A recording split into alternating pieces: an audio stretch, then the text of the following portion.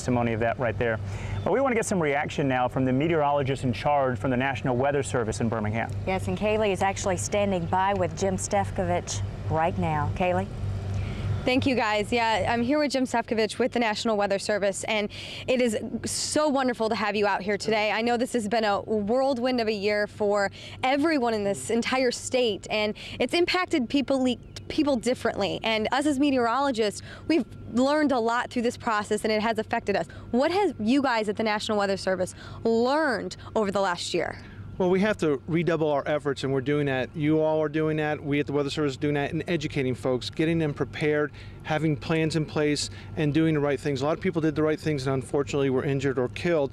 So we want to make sure that people know about severe weather and put a plan into place. No, it's very important, and that is the moment where you at home need to take the responsibility when we give you the information to get to a safe place. Now, last year, you talked to us a couple days after April 27th, talking about what you guys were going to be doing and how it had impacted you, and we're going to play what Jim had said last year to us right now.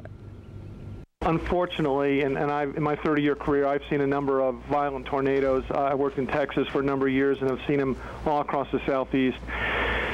When you get to violent tornadoes, unless you can literally get under the ground, there's just going to be death and injury, unfortunately. And less than 2% of all tornadoes that occur across the United States are violent. And unfortunately, it looks like we had a number of violent tornadoes that came across the state. And when that happens, you're going to have unfortunate circumstances. And, listening back to that, what does it bring you back to? Well, just almost a sickening feeling, because we just never could comprehend that so many strong and violent tornadoes were going to occur. In my 30-year career, I never saw the parameters come together like they did, and we just knew it was going to be bad. But even as we're seeing all these on radar and no people were being injured and dying, I never imagined it would be that bad. And going off of that, never imagined it being that bad. I felt the same exact way. Now, what personally, we've spoke at our integrated warning system conference that we had recently. What has it changed in you, and how are you handling other events because of it? It's made me love people a lot more. I mean, I see all the heroes that have emerged to help their neighbors. I see the first responders, the emergency managers, those of us in the meteorology business that, we got to do everything that we can to help people. And it's made me care a lot more about things. I want to thank you so much, Jim Stefkovich with the National Weather Service, for joining us this morning. We're going to be talking to him a little bit later on in the show, so stick with us on that as we look back on April 27th, 1 year later. But I'm here again with National Weather Service, Jim Stefkovich. Thank you again for joining me today. And you and I were speaking about, the night and day difference today, but also the entire month of April. We have not had one tornado in the month of April, which is fantastic because April and May are our peak tornado months. So we've all had a chance now to catch our wind. I think we all need to recover, even us as meteorologists. Had a great conversation with Josh, psychologist with the UAB on the side. And I think we're all kind of getting through this together.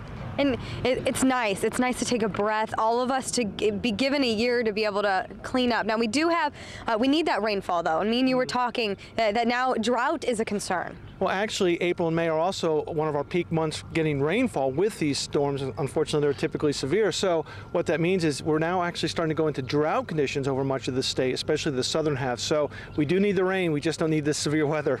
And we're looking at the next 7 days of basically dry weather, temperatures in the 80s. So, we don't need the severe weather aspect, as you said, but we do need to look for just a little bit of that rainfall. And hopefully we can get some of that. But for the events, I know you're busy today. Right.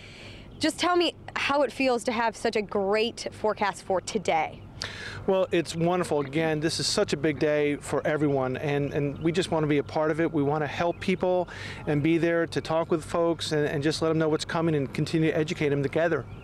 Thank you so much again, Jim Stefkovich with the National Weather Service. And we're going to continue to be giving you weather updates throughout the morning, but for now, back to Brooke and Stephen.